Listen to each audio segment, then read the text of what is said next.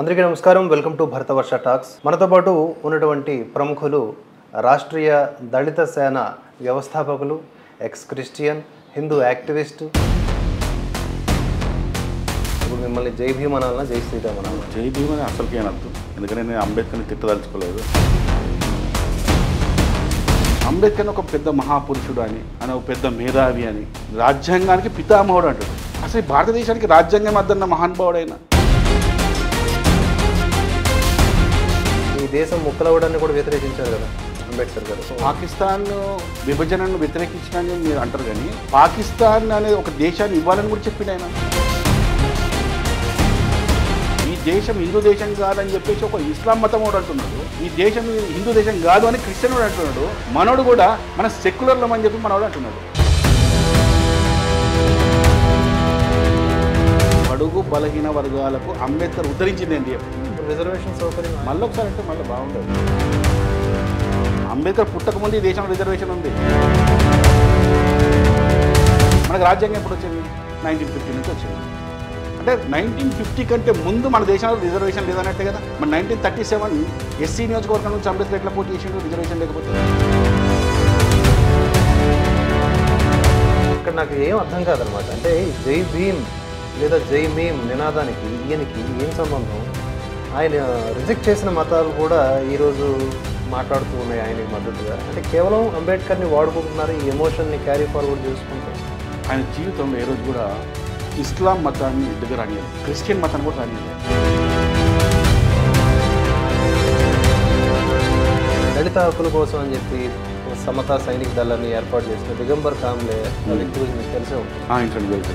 ఈ మధ్య అతని మీద కొన్ని భయంకరమైన ఆరోపణలు, ఏకంగా పోక్సో యాక్ట్ కింద కేసు నిర్మల్లో. అంటే ఎవరి కోసం అయితే మేము వచ్చాము, మీ అందరి కోసం మేము ఉన్నాము, మిమ్మల్ని బుద్ధిజం వైపు నడిపిస్తాము అని చెప్తారు. ఇప్పుడు అతడే ఇలాగా బిహేవ్ చేయడం అనేది ఇలా అనిపించలేదు. అలా కొత్త ఏం కాదు, అందులో కొత్త ఏం కాదు.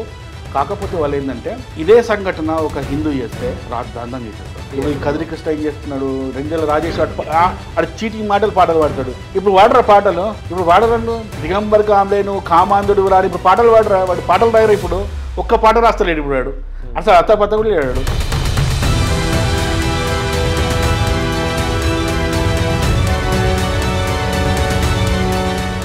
అందరికీ నమస్కారం. Welcome to Bharatavarsha talks. మనతో పాటు ఉన్నటువంటి ప్రముఖులు రాష్ట్రీయ దళిత సేన వ్యవస్థాపకులు, ఎక్స్ క్రిస్టియన్, హిందూ యాక్టివిస్ట్, అందరికీ కూడా సుపరిచితులు, రెబల్ అని చెప్పుకోవచ్చు, హమారా ప్రసాద్ గారు.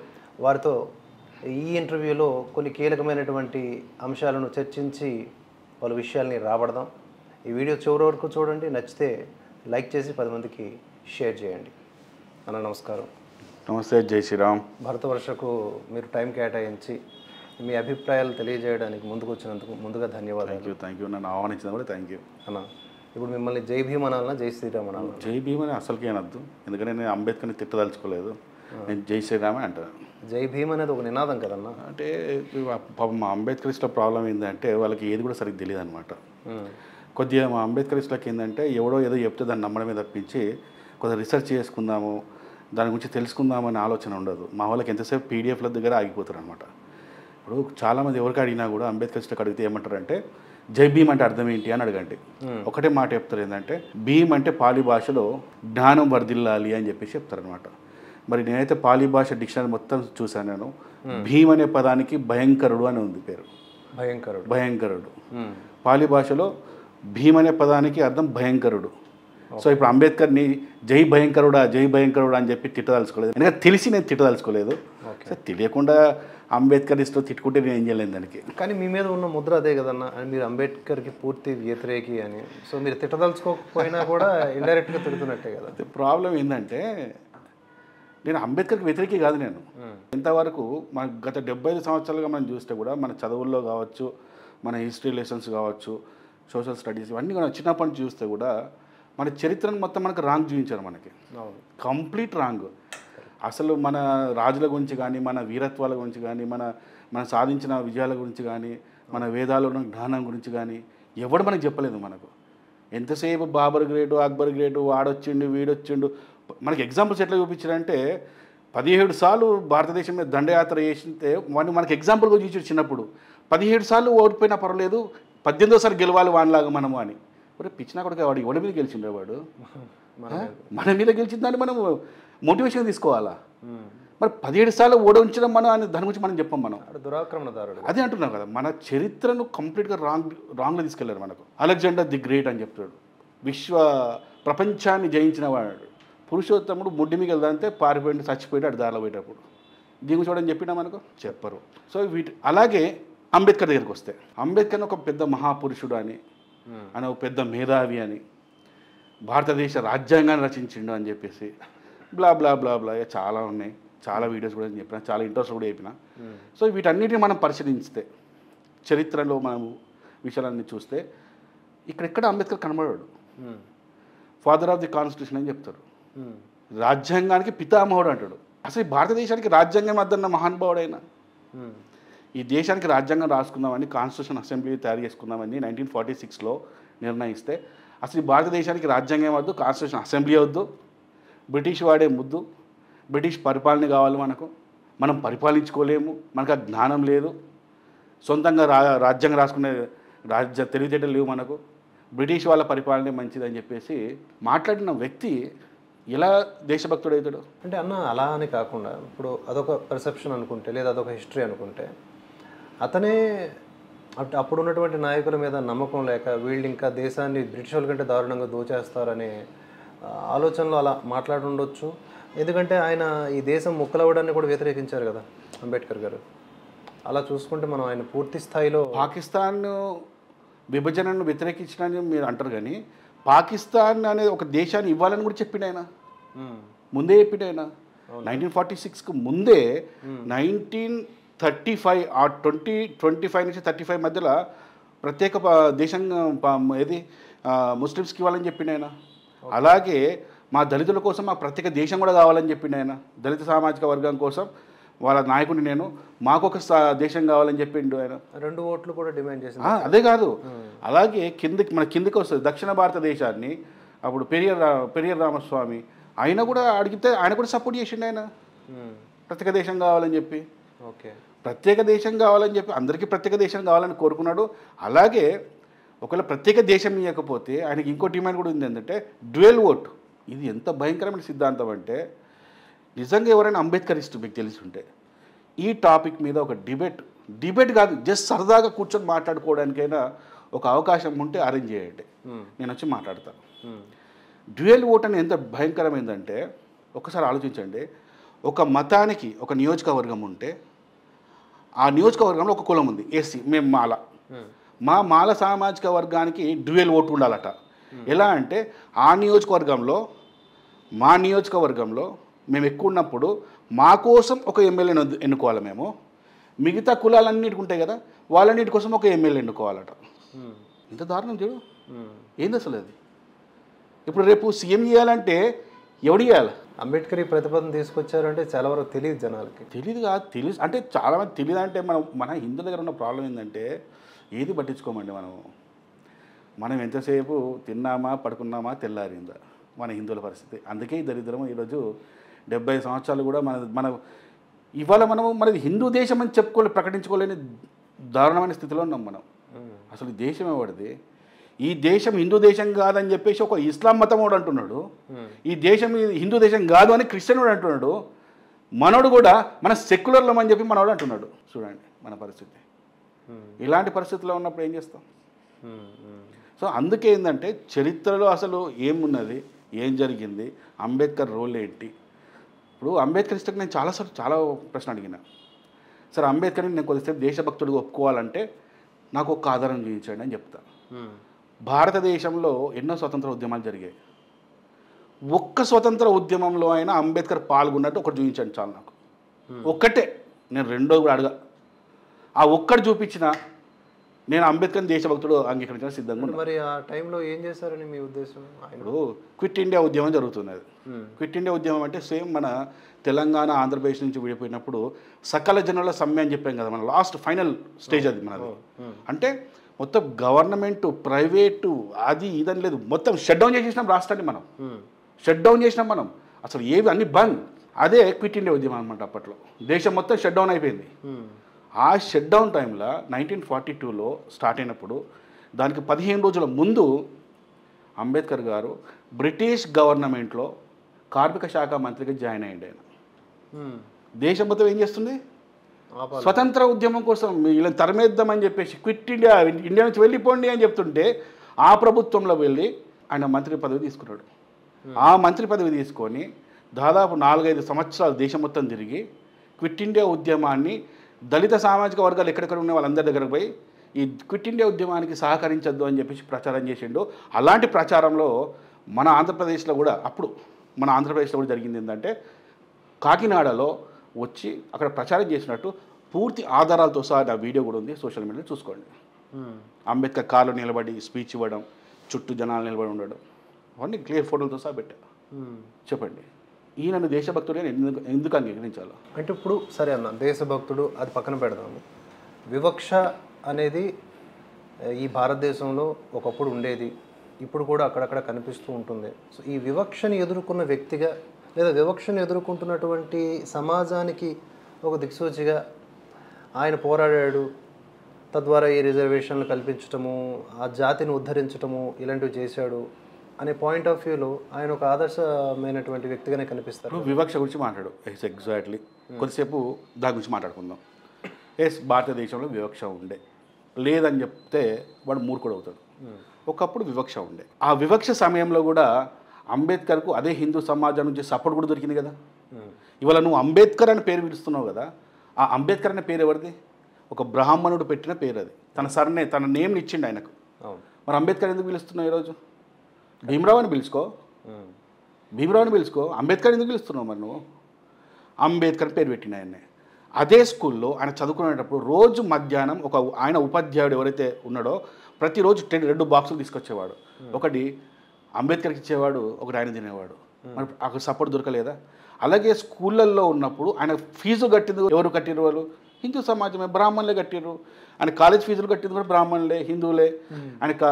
ఆయన విదేశాలకు వెళ్ళడానికి సాయం చేసింది కూడా హిందువులే, బ్రాహ్మణులే. ముస్లింలు, క్రిస్టియన్లు కాదు. మిషనరీస్ ఏం చేయలేదు ఆయనకు. కరెక్ట్, అంత హిందువులే చేస్తారు కదా. లండన్ పోయి చదువుకున్నాడు, ఎవరి ప్రశాంతం చదువుకున్నాడు. అమెరికా పోయి చదువుకున్నాడు, ఎవరి ప్రశాంతం చదువుకున్నాడు. ఇక్కడికి వచ్చిన తర్వాత మినిస్టర్ పదవి ఇచ్చారు, ఎవరు ఇచ్చారు? నువ్వు ప్రొద్దున లేస్తే ఎప్పుడు కాంగ్రెస్ తిట్టేవాడువే. కాంగ్రెస్కు పూర్తి వ్యతిరేకం. కాంగ్రెస్ అని గురించి నేను మాట్లాడతలేను. ఆ రోజు జాతీయ నాయకులు అందరికీ వ్యతిరేకం అంబేద్కర్. అయినా కూడా నువ్వు ఎన్నికల్లో ఓడిపోయినా కూడా రాజ్యాంగ సభలో నేను కూర్చోబెట్టిన మంచి మనసు కాదా వాళ్ళది?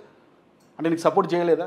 నువ్వు ఓడిపోయినా ఇప్పుడు అంబేద్కర్ న్యాయశాఖ మంత్రి పదవిని తృణప్రాయంగా తన రాజీనామా చేసినాడు. అసలు ఓడిపోయిన అసలు నీకు కాంగ్రెస్ పార్టీ కాదు నెంబర్ 1. నువ్వు పార్టీ ఏదో ఎస్సీ ఏదో షెడ్యూల్ క్యాస్ట్ సంథింగ్ ఏదో పార్టీ పెట్టుకున్నావు, ఆ పార్టీ నుంచి ఓడిపోయినావు. గెలిచిన పార్టీ వేరే, కాంగ్రెస్ పార్టీ.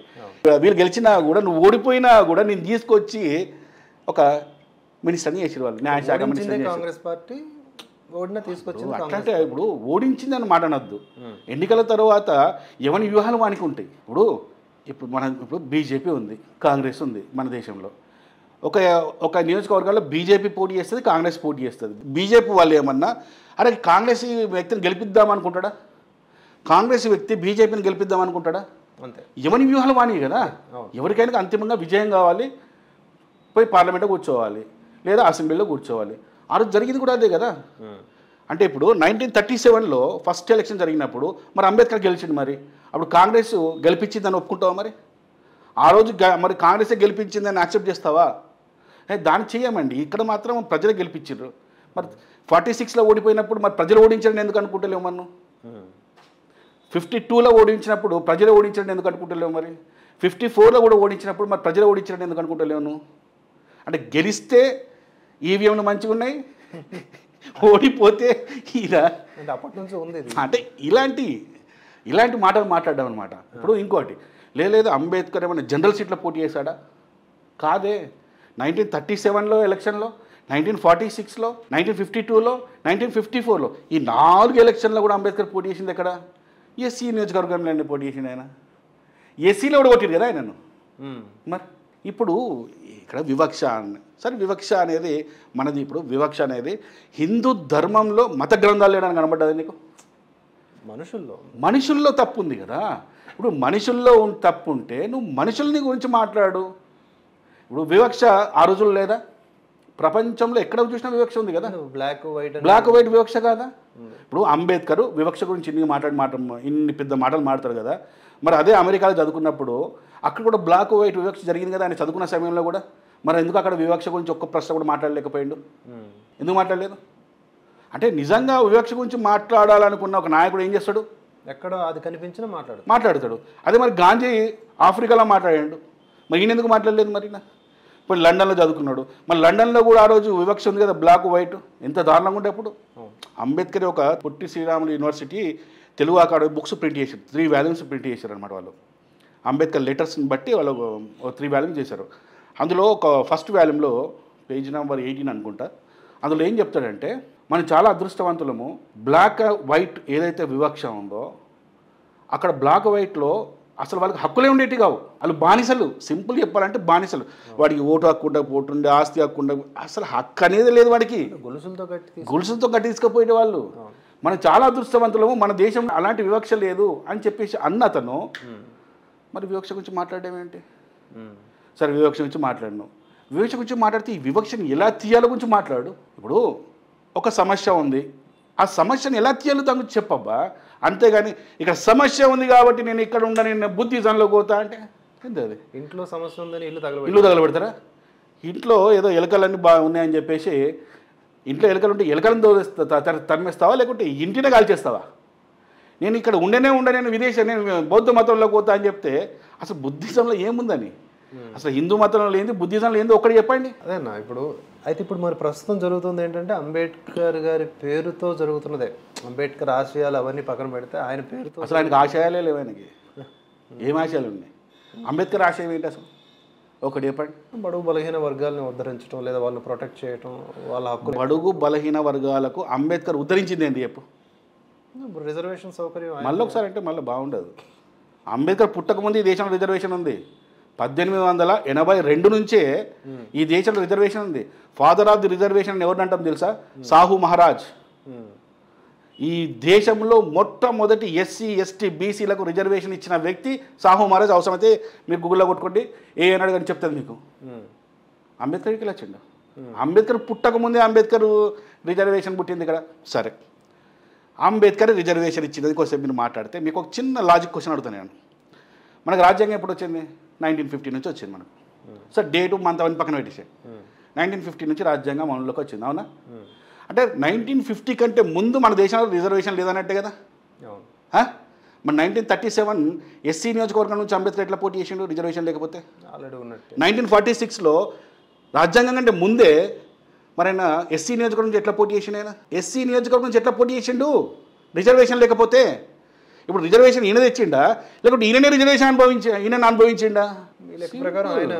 సింపుల్, ఉన్నదాన్ని అనుభవించాడు ఆయన. ఆయన కొత్త ఇవ్వడం ఏంటి? ఇంకేమి ఇచ్చింది చెప్పండి నాకు. అదే రాజ్యాంగం ఆయన రాయడం ఏంది?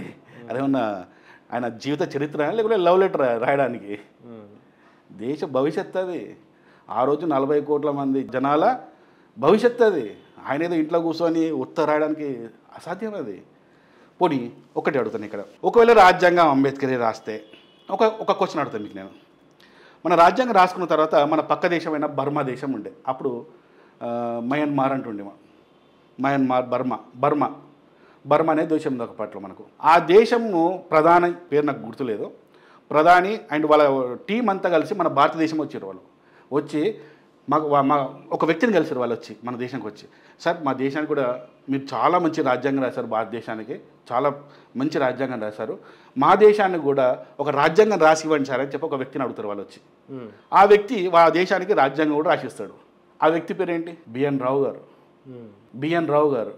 మరి అంబేద్కర్ రాజ్యాంగం రాస్తే వాళ్ళు వచ్చి అంబేద్కర్ అడగాలి, కానీ బిఎన్ రావుని ఎందుకు అడిగారు? అంటే అప్పుడు పరిచయం లేదు. పరిచయం దేశ ప్రధాని ఆయన, దేశ అధ్యక్షుడు అప్పట్లో. అదే అనమాట. అంటే చరిత్ర ప్రతిదీ మనకు అబద్ధం చెప్పడమే. ఒక్కడు కూర్చొని రాయడం ఏంటి రాజ్యాంగం? పోనీ అంబేద్కర్కు ఉన్న అనుభవం ఏంటి రాజ్యాంగం రాయడానికి? అంబేద్కర్కి ఏదన్నా పలానా దేశ రాజ్యాంగం రాస్తున్నప్పుడు ఏమన్నా సలహాలు ఇచ్చాడా?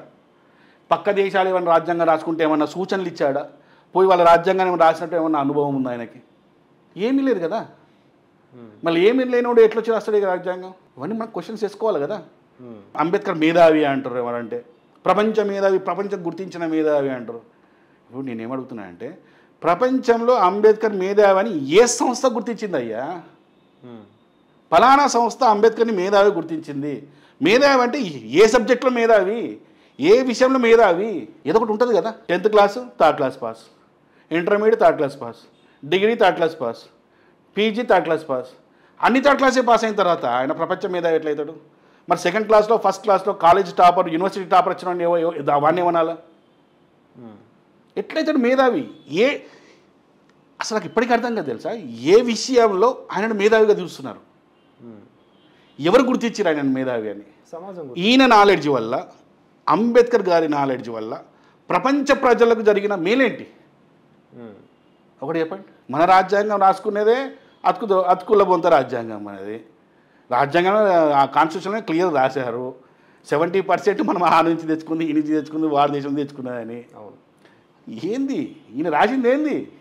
ఇవన్నీ ఆధారాలతో సహా నేను చూపిస్తుంటే అంబేద్కర్ని విమర్శిస్తుంది. ఇది విమర్శన కాదు, చరిత్రలో నిజంగా జరిగిన ఆధారాలను నేను చూపిస్తున్నా. ఇంతవరకు ఇది తెలుగు 2 రాష్ట్రాల్లో వాడు చేయలేదు, నేను చేసి చూపిస్తున్నా. అది తెలుసుకోండి. నేను చెప్పేది అబద్ధమైతే నన్ను నిలబెట్టి అడగండి. ఇప్పుడు అంబేద్కర్ గొప్పవాడు అని చెప్పే హక్కు ఎంత ఉందో, లేదు చరిత్ర ఇది చెబుతోంది, ఇది అసలు చరిత్ర అని చెప్పే 100% హక్కు ఉంది నాకు. కరెక్ట్. ఎందుకు లేదు? నేనేమంటున్నా అంటే, ఎస్ నేను చెప్పిన తప్పు అయితే, హమారా ప్రసాద్ నువ్వు ఈ విషయాన్ని తప్పు చెప్పినావు, ఈ రిఫరెన్స్ తప్పు చెప్పినావు అని నువ్వు నిలబడినతో మాట్లాడు. నేను ఒక తప్పు చెప్తే నేను సారీ చెప్పడానికి కూడా రెడీ నేను. మరి ఎందుకు ఎవరు రాలేకపోతున్నాడు? ఇంకోటి అన్న, ఇప్పుడు అంబేద్కర్ గారి పేరు చెప్పి ముస్లిమ్స్ ఆయనకి మద్దతుగా మాట్లాడతారు, క్రిస్టియన్స్ మద్దతుగా మాట్లాడతారు, కానీ ఆయన తీసుకున్నది బౌద్ధం. ఇక్కడ నాకు ఏం అర్థం కాదనమాట. అంటే జై భీమ్ లేదా జై మీమ్ నినాదానికి ఈయనకి ఏం సంబంధం? ఆయన రిజెక్ట్ చేసిన మతాలు కూడా ఈరోజు మాట్లాడుతూ ఉన్నాయి ఆయనకి మద్దతుగా. అంటే కేవలం అంబేద్కర్ని వాడుకుంటున్నారు, ఈ ఎమోషన్ని క్యారీ ఫార్వర్డ్ చేసుకుంటాం సమాజాన్ని. అంబేద్కర్ చరిత్ర ఒకసారి మనం క్లియర్ చూస్తే ఆయన జీవితంలో ఏ రోజు కూడా ఇస్లాం మతాన్ని దగ్గర రానియాలి, క్రిస్టియన్ మతాన్ని కూడా రానియాలి. ఆయన వాల్యూ నెంబర్ 7, ఇంగ్లీష్లో వాల్యూ నెంబర్ 7, తెలుగులో కూడా వాల్యూ నెంబర్ 7 ఉంది. ఒక్కసారి అంబేద్కర్ ఇస్లారా ఆ వాల్యూమ్ని మొదటి నుంచి చాప్టర్ 1 నుంచి చాప్టర్ మొత్తం 12, 13, 14 ఏమో ఉన్నాయి, అది మొత్తం చదవండి. అసలు అంబేద్కర్ క్రిస్టియానిటీ అంటే ఏంది, ముస్లిం అంటే ఏంది, ఎంత స్పష్టంగా చెప్పిండో మీకు క్లియర్ అర్థమవుతుంది. అసలు దగ్గర అనేదంటే తెలుసు ఆయన దళితులను క్లియర్గా చెప్తాడు, దగ్గర అనేకని చెప్తాడు. ఒకవేళ మీరు మతం మారాలనుకున్నా అలా చెప్పి క్లియర్గా బుద్ధిజంలోకి వెళ్ళండి. బుద్ధిజం మన దేశ సంస్కృతికి ఆధారంగా పుట్టినది, అంతే తప్పించి ఇలా ఈ మతాల్లోకి పెడితే మీకు దేశభక్తి, దేశం మీద ఉన్న అది భక్తి కూడా తగ్గిపోతుందని చెప్తున్నాయన. ఆ వాల్యూమ్లో స్పష్టంగా చాలా క్లియర్గా చెప్పిండు. క్రిస్టియానిటీ గురించి, జీసస్ గురించి, అల్లా గురించి అన్న విమర్శలు దారుణంగా ఉంటాయి తెలుసా. క్రిస్టియానిటీలో కూడా ఉన్న కులాలు ఏంటి కూడా ఆయన స్పష్టంగా చెప్పిండు. ఆయన ఇస్లాంలో ఉన్న కులాలు ఏంటి అని మొత్తం లిస్ట్ ఇచ్చిండు ఆయన. మొత్తం ఏ కులం, ఏ తర్వాత ఏ కులం వస్తుంది, షియా ఎవరు, సున్నీ ఎవరు అన్ని క్లియర్గా ఉన్నాయి అందులో. క్రిస్టియానిటీలో కూడా 12 ట్రైబల్స్ అని చెప్పేసి క్లియర్గా ఇచ్చిన ఆయన. ఇది ఎవ్వడు చదవడు, చదివినా అవి బయటకు చెప్పరు. ముస్లిం అనేది ఈ దేశంలో, ఈ దేశాన్ని వాళ్ళు దేశంగా చూడరు అని స్పష్టంగా చెప్పిండు ఆయన, చాలా స్పష్టంగా చెప్పిండు ఆయన. క్రిస్టియన్ మతం అనేది అందులో సమానత్వం లేదు, అందులో కూడా సమానత్వం లేదు, క్రిస్టియన్ ముస్లింలో లేదు. ఈ 2 మతాలకు వెళ్ళకండి అని అన్న స్పైట్. ఇంకో మాట కూడా ఏం తెలుసా, వాల్యూ నెంబర్ 12 పార్ట్ 3లో ఒక మాట అంటాడు ఆయన. ఏం చెప్తాడు తెలుసా, ఒక మీటింగ్ జరుగుతుంటుంది, మొత్తం ఏదో దళితులందరూ కూర్చుంటారు, ఒక పెద్ద మీటింగ్ జరుగుతుంటుంది. ఆ మీటింగ్లో జరుగుతున్నప్పుడు కొంతమంది ప్రశ్నలు అడుగుతారు అనమాట. అప్పుడు ఆయన సమాధానం చెప్తాడు, ఆయన స్పష్టంగా చెప్తాడు. ఆయన పోతే బుద్ధిజంలోకి పోండి, కానీ మిగతా వాళ్ళు లేదు కొంతమంది మన వాళ్ళ దాంట్లో ఇట్లా ప్రచారం చేస్తారు, క్రిస్టియన్ మతం గురించి, ముస్లిం మతం గురించి ప్రచారం చేస్తారు అంటే ఒక పదాన్ని వాడతాడు ఆయన. వాళ్ళ మాటలు విని పోతే మీరు ఏదో బ్యాడ్ వర్డ్ వాడతాడు, ఒకటి పదం శాపం తగులుతా సంథింగ్ ఏదో పదం అంటాడు, అబ్బా గుర్తులేదు నాకు కరెక్ట్. అలాంటి పదాన్ని వాడిండి ఆయన. ఇవేవి చెప్పరు ఎవరు కూడా. ఇప్పుడు మీరు దళితుల హక్కుల కోసం పోరాడుతున్న వ్యక్తి నా కాదా? నేను దళితుల హక్కుల కోసం నేను పోరాడను, నేను అవన్నీ పనులు చేయను. మీరు ఏం చేస్తారు? నేను ఒకటే ఏంటంటే, కేవలం మా హిందువులకు ఉన్న రిజర్వేషన్ మా హిందువులది. ఎస్సీ అంటే ఎస్సీ మాల అంటే మా హిందువులు, ఎస్సీ కేటగిరీ అనేది మా హిందువులది. ఇది దళిత క్రైస్తవులు అంటే అదే మాదిగా లేదా అందులో? అలా ఎస్సీ మాదిగా ఎస్సీ సామాజిక వర్గంలో దాదాపు 59 ఉపకులాలు ఉన్నాయి. సో ఉపకులాలన్నీ కూడా హిందూ మతానికి సంబంధించినాయి. ఇవాళ ఏమైపోయిందంటే వాళ్ళందరూ కూడా లేదు మేము దళిత క్రైస్తవులను దళిత ముస్లింలం అని చెప్పేసి రకరకాల పదాలను వాడుకుని తీసుకొచ్చి ఇది హిందూ మళ్ళీ వాడి సర్టిఫికేట్లో హిందూ అని ఉంటుంది. మళ్ళీ వాడు పొద్దున ఏమైనా హిందూ మతాన్ని తిడతాడు, మళ్ళీ తినేది రిజర్వేషన్ అనుభవించేది మళ్ళీ హిందూ అనే సర్టిఫికేట్లో. ఇక్కడ మతం అనే దగ్గరకు వస్తే మళ్ళీ హిందూ అని ఉంటుంది మళ్ళీ వాడు మారిపోయి ఉంటాడు. కానీ మళ్ళీ మారిపోయి ఉంటాడు. అంటే అలాంటి వాటిని మేము వ్యతిరేకంగా మాత్రం పోరాడతాము.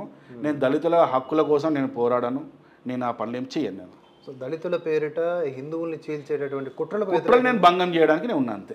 అలాగే అంబేద్కరిజం అనే అంబేద్కర్ బొమ్మ వాడి హిందూ సమాజం మీద దాడులు చేసే వాళ్ళకు వాస్తవాలను చూపించి ఇది తప్పు రాబాయని చూపిస్తాను నేను అంతే. ఓకే, తప్పించి వీళ్ళ హక్కుల కోసం వీళ్ళ కోసం నేను చేయను. అవి వేరే సంస్థలు ఉన్నాయి, వాళ్ళ దగ్గర చేసి చూసుకోవాలి. ఈ ఎస్సీ వర్గీకరణ రిలేటెడ్ బిల్లు దానిపైన మీ అభిప్రాయం ఏంటి? 100% చాలా మంచి బిల్లు అది. వర్గీకరణ 100% జరగాలి. ఇప్పుడు ఒక సింపుల్గా మాట చెప్తున్నాండి. ఎస్సీ సామాజిక వర్గంలో మేజర్ కులాలంటే మాదిగ, తర్వాత మిగతా ఉపకులాలు ఉన్నాయి. ఈ ఎస్సీలకు తెలంగాణలో దాదాపు ఒక 19 సీట్లు ఏమి ఉన్నాయి, ఎమ్మెల్యే సీట్ అనుకో. ఒక 18-19 సీట్లు ఉన్నాయి. సరే రౌండ్ ఫిగర్గా మనకు అర్థం కావడానికి ఒక 20 సీట్లు వేసుకున్నాం, ఒక 20 సీట్లు ఉన్నాయి.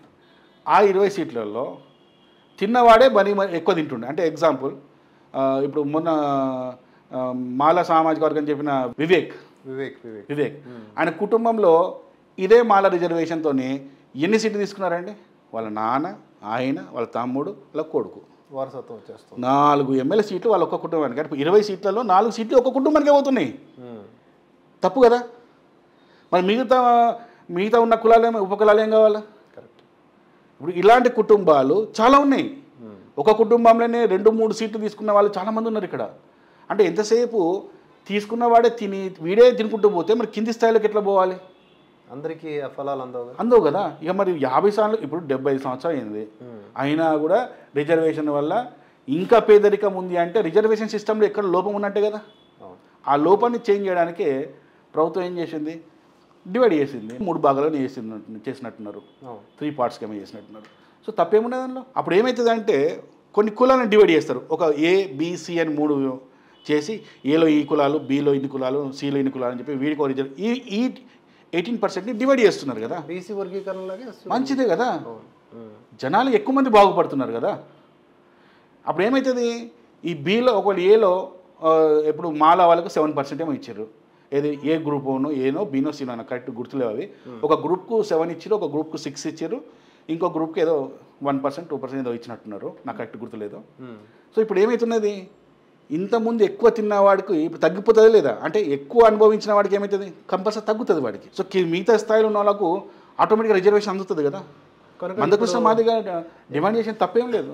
అంటే ఇక్కడ ఒప్పుకోనిది ఎవరు అంటే ఆల్రెడీ ఫలాల్ని బాగా పుష్టిగా ఇప్పుడు దీన్ని వ్యతిరేకిస్తుంది ఎవరు అంటే మా కులం వాళ్ళే, మాలోళ్ళు. అట్లయితుంది అని చెప్పేసి. కానీ 100% జరిగింది మంచిదే. దీని మీద మందకృష్ణ మాదిగా మంచి పోరాటం చేసాడు. ఖచ్చితంగా ఆయనకు మా సపోర్ట్. అంటే ఆల్రెడీ సాధించేసిండు ఆయన. మన పద్మశ్రీ కూడా తీసుకున్నాడు. So great. మేము సపోర్ట్ అంటే 100% మేము సంతోషం మాకు. ఓకే అన్న, ఇంకొక డిఫరెంట్ టాపిక్కి వెళ్దాం. ఎక్స్ క్రిస్టియన్ అని మిమ్మల్ని ఇంట్రడక్షన్లో చెప్పారు. సో ఎక్స్ క్రిస్టియన్ ఈ మధ్యకాలంలో ఎవరు చెప్పలేదు ఎక్స్ క్రిస్టియన్ అని చెప్పి. నాకు 2 కనిపిస్తారు ఎక్స్ క్రిస్టియన్స్ అంటే.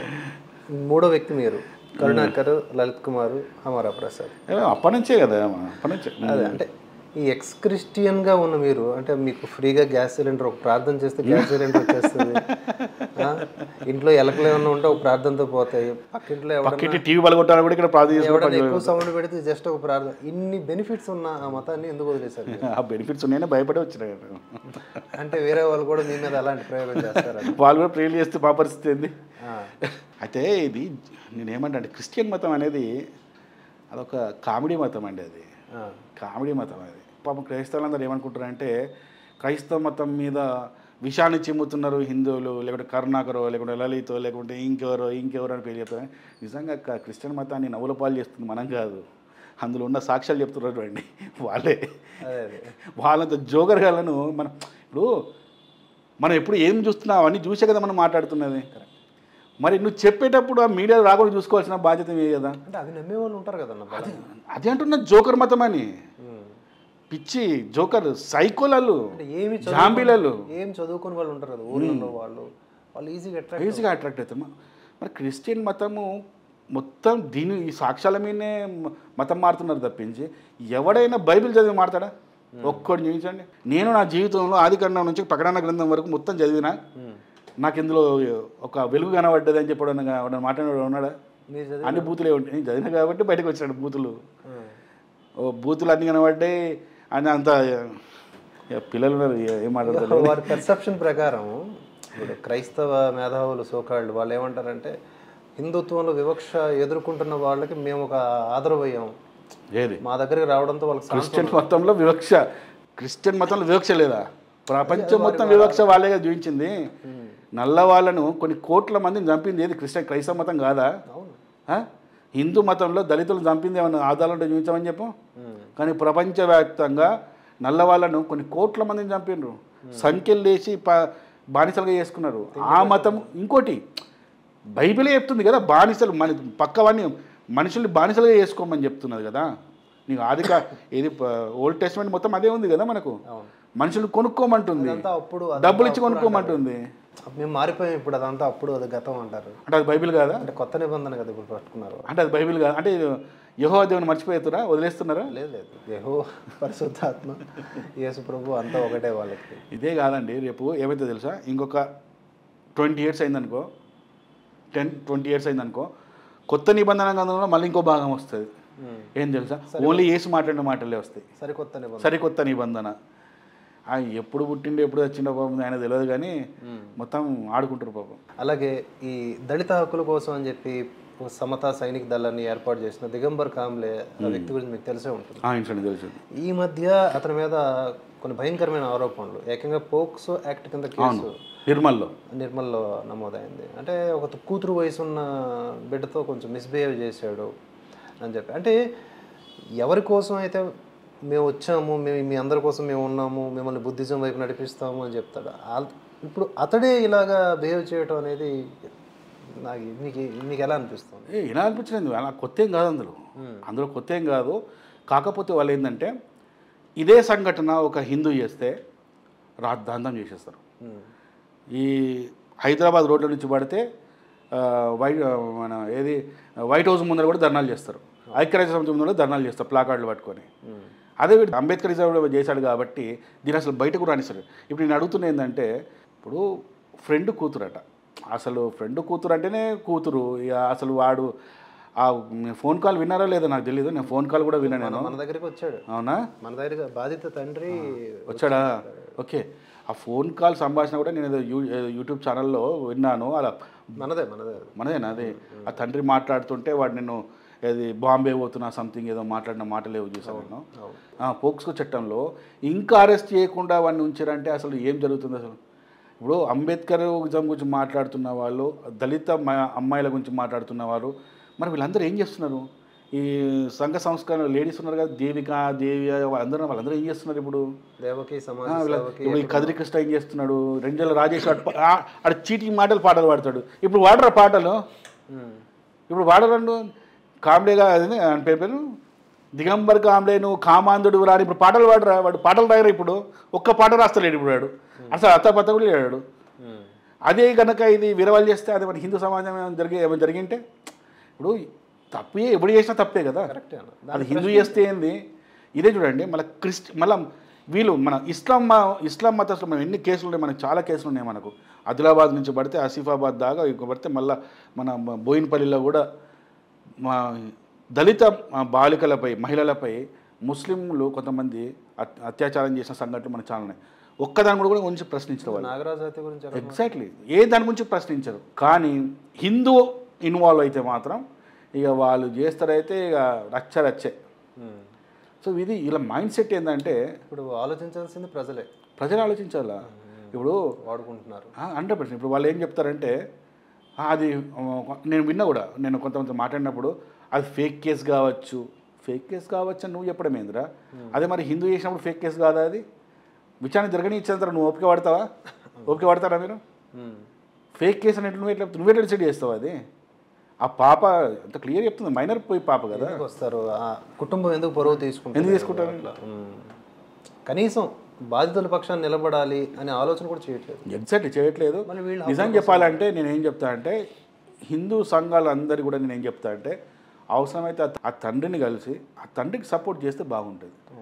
ఎందుకంటే మనం ఇక్కడ ఏదో అంబేద్కరిజం మీద అని కాదు, తప్పు ఎవడు చేసినా తప్పే. మన హిందువులో కూడా స్వామీజీలు చేసినా మనం తిడతాం, హిందువులో ఎవడన్నా మామూలు వ్యక్తి కూడా ఏదైనా అంటే హిందూ ఒక దళిత అమ్మాయినే కాదు, ఏ అమ్మాయిని గురించి తప్పుగా మాట్లాడినా, ఏం తప్పుగా బిహేవ్ చేసినా తిడతాం అంతే. వాడు క్రిమినల్ యాక్టివిటీ చేసినట్టు వాడు క్రిమినల్ వాడు మనోడు వినోడు అటువంటి ఏముండవు మన దగ్గర.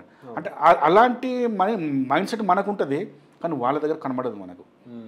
దానివల్ల ఎప్పటికైనా ప్రమాదమే కదన్నా. ప్రమాదమే అది. ఎవరి హక్కుల కోసం పోరాడుతున్నారు, వాళ్ళ హక్కుల్ని ఇలాగే వాడు ఏమంటుండు, ధ్యానం చేసిండట, నగ్న పూజలు.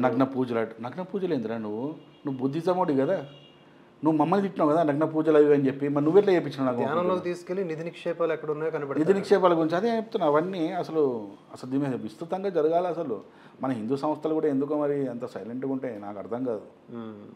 సో మొత్తంగా ఇప్పుడు రీసెంట్గా కూడా తమిళనాడులో ఒక వీడియో ఒకటి వైరల్ అవుతుంది. అవును, రాముణ్ణి దహనం చేశారు. ఇప్పుడు హిందువుల్ని మతోన్మాదులు అంటారు, హిందుత్వవాదులు అంటారు, మనువాదులు అంటారు, బ్రాహ్మణవాదులు, ఇలా రకరకాల ట్యాగ్లైన్లతో ఉన్మాదులు, వీళ్ళు ఉగ్రవాదులు అని మాట్లాడతారు. అంత పెద్ద ఘటన జరిగింది. మన వాళ్ళకి చాలామంది తెలియదు, తెలిసినా రియాక్ట్ అవ్వలేదు. ఇంకా హిందువులు మతోన్మాదులని వీరు ఎలా అంటారన్న ఆ సంఘటన పైన స్పందిస్తలేం కాబట్టి మతోన్మాదులం మనం, ఉగ్రవాదులం మనం. వాళ్ళగా స్పందిస్తే మనం అప్పుడు కాము కదా. అదే ప్రాబ్లం మన దగ్గర. ఇప్పుడు చూడండి, మనము ఏ బైబిల్ గురించి గానో ఒక బైబిల్ వాళ్ళు పాంప్లెట్ పంచేటప్పుడు తీసి కింద కాలు తొక్కినా కూడా మనమే కేసు అవుతుంది. మనకి కేసు అయిపోతుంది, హల్చల్ అయిపోతుంది. ఎందుకంటే మొత్తం అందరూ ఒకటైపోతారు. వాళ్ళ సిస్టమ్ అలా ఉంది, వాళ్ళ సిస్టమ్ అలాంటిది వాళ్ళది. అదే ఇస్లాం సంబంధించింది కూడా ఏమైనా అంటే చూడండి ఎట్లా అయిపోతారు. అదే బుద్ధిజానికి సంబంధించింది ఏదైనా చేయండి, అంబేద్కర్కి సంబంధించింది.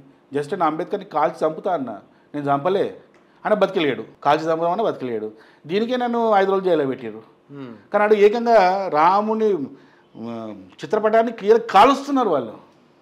దీనికి మనకి ఎవడి మనోభావాలు దెబ్బతింటే లేవు, రాజ్యాంగంలో ఏ చట్టాలు మనకు అనుకూలంగా లేవు. వాడి భావ ప్రకటన మరి మన భావ ప్రకటన మనకు వద్దా? మన విశ్వాసాలకు సంబంధం లేదు. మన విశ్వాసాల మీద వాడి భావ ప్రకటన అంత దారుణంగా ఉంటే మరి మనం చేద్దాం, మనం కూడా ప్రకటించేస్తే మన మీద కేసులు అవుతున్నాయి. అప్పుడు ఏందో మరి చట్టాలన్నీ మనకు ఆపోజిట్గా ఘోరంగా పనిచేస్తాయి, కానీ వాళ్ళ విషయంలో మాత్రం ఒక్కటి పనిచేయదు. ఇప్పుడు ఆ రాష్ట్రంలో కూడా నాకు అర్థం కాదు, ఆ ప్రభుత్వాలను అక్కడ ఉన్న హిందువులు ఎట్లా గెలిపిస్తారో నాకు అర్థమైతే లేదు. నాకు ఆ డిఎంకే ఆ ప్రభుత్వాన్ని వాళ్ళు ఎవరికి నేను హిందువులనే భావన ఉండదు కదన్న. ఇప్పుడు నిజంగా చెప్పాలంటే మన దక్షిణ భారతదేశంలో దేవాలయాల చరిత్ర చూస్తే అసలు తమిళనాడుని మించిన చరిత్ర మనకి ఎక్కడ దొరకదు. మనకు ఏ చరిత్ర దొరకదు మనకు. అసలు జిల్లా అక్కడ 30 జిల్లాలు ఏమో ఉంటే జిల్లాకు ఒక దేవాలయం ఉంది. ఆడ ప్రతి జిల్లాలో ఒక దేవాలయం కనబడుతుంది, పురాతనమైన మళ్ళీ ఎప్పుడో అవి. అర్థమవుతుందా? ఇంకోటి తెలుసా, యేసు పుట్టక ముందు క్రీస్తు పూర్వం టెంపుల్స్ ఉన్నాయి ఆడ. అలాంటి టెంపుల్స్లో కూడా అలాంటి టెంపుల్స్ ఉన్న వ్యవస్థ అక్కడ, హిందువులు ఉన్నారు అక్కడ. మరి ఇవన్నీ చూసి కూడా మరి ఏం చేస్తారో అసలు అర్థం కాదు. అంటే చరణం మన హిందువులో రాదా? భావజాలం చాలా దారుణంగా వ్యాప్తింపజేశారు కదా పెరియార్ వచ్చిన తర్వాత, పెరియార్ రామస్వామి. సో ఒక భయంకరమైన ప్రచారం జరిగింది. కొత్త వింత పాత కురవత అన్న చందాన అలా వ్యానిష్ అయిపోయింది వాళ్ళ మైండ్ నుంచి. ఆ రూట్స్లోకి తీసుకువెళ్ళే వ్యవస్థలు అనేవి ఏర్పడవు. నాకు ఇది ఆశ్చర్యం అనిపిస్తుంది తెలుసా. పెరియార్ రామస్వామి అంటారు, మళ్ళీ చూస్తే జే భీమ్ అంటారు. ఈ 2 కోణాలు నాకు అసలు అర్థం కావు నాకు. ఇప్పుడు ఇదే పెరియార్ రామస్వామి రాజ్యాంగాన్ని బహిరంగ కాల్చిపడేసిండు ఆయన తమిళనాడులో. బహిరంగంగా కాల్చిండు ఆయన, కాల్చి 6 నెలలు జైలుకు పోయిండు ఆయన. ఈ రాజ్యాంగం పనికిరాదు, ఈ దేశానికి పనికిరాదు, ఈ రాజ్యం బ్లా బ్లా బ్లా అని రాజ్యాంగం గురించి ఏదో చెత్త మాటలు మాట్లాడేసి బహిరంగంగా కాల్చేసిండు ఆయన. 6 నెలలు జైలు కూడా పోయిండు ఆయన. మరి అంబేద్కర్స్లో అయినా కూడా పెరియార్ రామస్వామిని నెత్తిమే పెట్టుకుంటారో నాకు ఎందుకు అర్థం కాదు, అసలు అర్థం కాదు. అంటే ఇక్కడ ప్రస్తుతం ఎవరైతే ఈ వాదనలు చేసి ఒక విధ్వంసం క్రియేట్ చేయడానికి ట్రై చేస్తున్నారో వీళ్ళకి సమ్ XYZ అనే పేర్లు ఉన్న వాళ్ళు కావాలి. అంబేద్కర్ ఒక ఎమోషన్, పెరియార్ ఒక ఎమోషన్. ఆ ఎమోషన్ వాళ్ళ మీద ప్రత్యేకించి వీళ్ళకి ఏం భక్తి అభిమానాలు ఏమి ఉంటాయని నేను అనుకోను. వాళ్ళ పేర్లు వాడి వీళ్ళ ఎజెండాలు ముందుకు తీసుకుంటున్నారు. అండ్ ఫైనల్లీ ఇంకో క్వశ్చన్ అన్న, ఇప్పుడు విజయ్ జోసెఫ్ ఉన్నాడు తమిళనాడులో, కొత్త పార్టీ పెట్టాడు కదా టీవీకి. ఇప్పుడు ఈయన ఎప్పుడు ఒక మీటింగ్ పెట్టినా మినిమం 2-3 సవాళ్ళు వేస్తే, మొన్న అయితే ఏకంగా 40 సవాళ్ళు వేసాడు. 3 రోజుల తర్వాత స్పందించాడు. ఇప్పుడు అల్లు అర్జున్కి ఒక లెక్క, అల్లు అర్జున్ విషయంలో మీడియా ఒక రకంగా తీవ్రంగా ఆగ్రహాన్ని వ్యక్తం చేసింది. ఇక్కడున్న సోకాళ్ళు ఈ లెఫ్ట్ వింగ్ బ్యాచ్ అంతా కూడా కుంభమేళా జరిగినప్పుడు తొక్కిసలాట్ని యోగి ఆదిత్యనాథ్ ఇది అది అని మాట్లాడారు. ఇప్పుడు మాత్రం ప్రజలదే తప్పు, వాళ్ళకి డిసిప్లిన్ లేదని మాట్లాడుతున్నారు. ఈ టైప్ ఆఫ్ వార్ చేస్తుంటే ఈ హిందువుల మీదే డైరెక్ట్ అటాక్, దీన్ని ఎలా ఓవర్కమ్ అవ్వాలి అసలు? మీ ఒపీనియన్ ఏంటి ఈ స్టాంపెడ్? ఫస్ట్ పాయింట్ ఏంటంటే నేను ఏమంటా అంటే ఈ అభిమానులు అని చెప్పేసి అక్కడ వేరు చూడండి, చిన్న చిన్న పిల్లల్ని 9 మంది చిన్న పిల్లలు చనిపోయారట. అవును, వాళ్ళైతే వాళ్ళ తల్లిదండ్రులు వాళ్ళ తల్లి తండ్రో తీసుకొని పోయాడు. అసలు వీళ్ళు మనుషులేనా అంటే నేనైతే ఏం అభిమానం అది? వాడు రూపాయి పెట్టాడు, వాడు మీ డబ్బుల మీద వాడు అది పార్టీని ఆరంభించిన రోజు స్టేజ్ మీద నడుచుకుంటూ వస్తుంటే కొంతమంది అభిమానులు పైకెక్కితే వాళ్ళు ఇట్లా తీసుకుంటే ఇసిరేస్తున్నారు కిందకి. అవును, చూసారా? పెప్పల బస్తా ఇస్తున్నట్టు ఇసిరేస్తున్నారు. ఎగ్జాక్ట్లీ. అరే అదేంది అభిమానము? అది పిచ్చా ఏంది అసలు? అది అంత ఐటమ్స్ పడితే ఏంది అసలు? ఏంది అసలు అది? అంటే అభిమానం అనేది కూడా మన దగ్గర చూసాం మనం, ఏదే అల్లు అర్జున్ది చూసినప్పుడే మనం చాలా తప్పు అని చెప్పేసి మాట్లాడినాం మనం. మీడియా కూడా ఎవరైనా సరే అభిమానం ఉంటే ఉంచుకోండి అబ్బా, అది అంతేగాని అక్కడ పోయి చూపించవలసిన అవసరం ఉన్నది. రేపైనా మీరు ఇప్పుడు ఈరోజు ఆ స్థాయి ఆయనకి ఎట్లా వచ్చింది? మీ వల్లేనే కదా. ఆయన వల్ల మీకు రాలేదు స్థాయి, మీ వల్ల అతనికి వచ్చింది. ఇప్పుడు ఆయన కూడా ఏంటంటే మరి ఎంతమంది జనాలు వస్తారు అనేది ఒక క్యాల్కులేషన్ ఆయన కూడా ఉండాలి. ఒక నాయకుడు అనేది ఉండాలి కదా. 10,000 మంది పర్మిషన్ తీసుకుని లక్షల మంది వచ్చిన తర్వాత మరి ఇప్పుడు అక్కడ జనాలు కూడా అంత భయంకరంగా వచ్చారు. వచ్చినప్పుడు కూడా దాదాపు 7 అవర్స్ 8 అవర్స్ లేట్ అయిందంటే అప్పటికే ఆ ఎండకు ముందే అది తమిళనాడు హీట్ ఎక్కువ, ఆ ఎండ ఆకలి ఎన్నో ప్రాబ్లమ్స్ ఉంటుండొచ్చు కదా అక్కడ కూడా.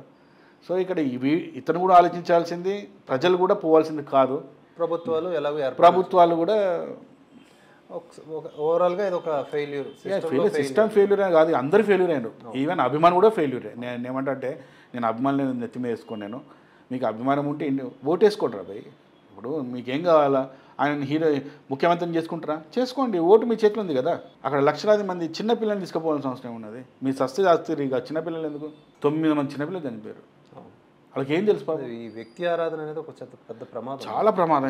వ్యక్తి ఆరాధన అనేది పోవాలి, అసలు విచక్షణ ఉండదు. ఎగ్జాక్ట్లీ వ్యక్తి ఆరాధన అది ఇది అదే నడుస్తుంది కదా. ఇప్పుడు పెరియార్ కానీ అంబేద్కర్ కానీ ఇదంతా వ్యక్తి ఆరాధనే కదా. ఈ వ్యక్తి ఆరాధన పోవాలా, ఈ అభిమానం అని ఈ పైత్యం కూడా జనాలకు పోవాలా.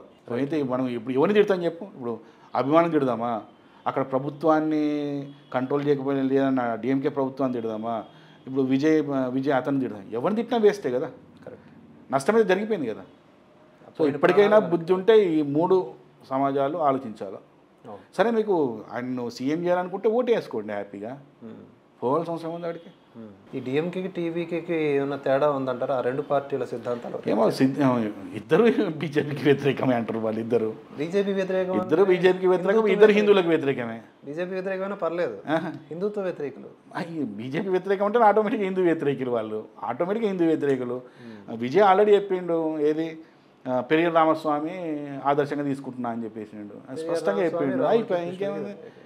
ఆయన రేపు కూడా ఆయన ప్రభుత్వం వచ్చినా కూడా రాముని విగ్రహాలు కలుస్తాడు, కృష్ణుని కలుస్తాడు, ఏమైనా కలుస్తాడు. ఓపెన్ పర్మిషన్ కూడా. ఇక్కడ మనకు ఆశ్చర్యకరమైన విషయం ఏంటంటే నరకాసుడిని జిందాబాద్, నరకాసుడు వాళ్ళకు దేవుళ్ళ కనబడుతుంది, దేవుని చేసుకుంటున్నారు. ఈ పాయింట్ మాట్లాడాలి. దళితుల్ని అవమానపరచడం కాదా? ఇతిహాసాల్లో పురాణాల్లో ఉండే రాక్షసుల్ని దళితులతో ఎందుకు పోలుస్తున్నారు ఈ మేధావులు, ఈ సోకాళ్ళు మేధావులు? అదే ఇప్పుడు తప్పు కదా అది. ఇప్పుడు మొన్న ఒక వీడియో చూసాను నేను, రావణాసుడిని మా రాజు మా దేవుడు అని. రావణాసుడు బ్రాహ్మణుడు కదా, పొద్దున్న లేస్తే బ్రాహ్మణులు తిడితేనే ఉంటావు నువ్వు, బాగున్నావు పాపం. మరి రావణాసుడు ఎవరు? రావణ బ్రహ్మ అంటున్నాం ఆయన. ఆయన చరిత్రను చూసుకున్నా కూడా అదే కనబడుతుంది. అసలు నాకు అర్థం కాదు, ఆయన రావణాసుడు బ్రాహ్మణుడా క్షత్రుడా అనే విషయం పక్కన పెడితే అసలు రాక్షసుడు నీకు ఎట్లా అయ్యిండు? పక్కడు పిల్లల్ని ఎత్తుకుపోతే నీకు ఆదర్శం ఏంటి? నరకాసుడు నీకు ఇట్లా ఆదర్శమయ్యిండు? రేపిస్టులు, మనుషుల్ని సంహరించే వాళ్ళు, ఉగ్రవాద సమాజం, అలాంటి వాళ్ళని తీసుకొచ్చి వాళ్ళు ఒకప్పుడు దళితులు, వాళ్ళని ఈ విధంగా అణచివేశారు అని కథలు అల్లుతున్నారు. వాళ్ళు దళితులు ఎట్లా అవుతారు? అవమానించడమే కదా. ఎట్లా దళితులు అవుతారు వాళ్ళు? అసలు ఇప్పుడు హిందూ సమాజంలో ఉన్న దళితులు, ఎస్సీ ఎస్టీ వాళ్ళు నిజమైన దళితులు, వాళ్ళు చెప్పాలే కదా. రావణాసురుడు దళితులు, అసలు ఎక్కడ లింక్ ఉంది? అసలు లింక్ ఎక్కడ ఉంది? వీళ్ళు కలిపేస్తారన్న. ఇప్పుడు శ్రీకృష్ణుడు మాదిగలు ఉన్నారు. మాదిగల మూల పురుషుడు ఎవడు? జాంబవంతుని కూతుర్ని పెళ్లి చేసుకున్నాడు ఎవరు? శ్రీకృష్ణ పరమాత్ముడు. అరే మనందరికీ దేవుడు అయితే వాళ్ళకి ఇంటి అల్లుడయ్యా, వాళ్ళకి ఎంత హక్కు ఉంటుంది వాళ్ళకి? కరెక్ట్. మరి శ్రీకృష్ణుని వదిలిపెట్టేసి నరకాసురుడు ఏంది, రావణాసురుడు ఏంది? ఇప్పుడు రాముడు శబరిమాత ఉన్నది, ఆమె ఎంగిలి పండ్లు తింటుంటే నువ్వు శూద్రురాలు, నేను తినను అన్నాడా? తిన్నాడు కదా. నువ్వు తీసుకోవాల్సింది ఇక్కడ కదా ఆదర్శంగా. ఇవన్నీ ఇగ్నోర్ చేసి శంభుకుడు వదపడు. శంభుకుడు ఎవడు? ఆ బతుకుండగా స్వర్గాన్ని అధిరోహించాలనుకునే వ్యక్తి. అది కూడా వాళ్ళు ఒకడు అంటాడు చదువుకుంటుంటే చంపినట్టు, ఇంకోటి తపస్సు చేసి.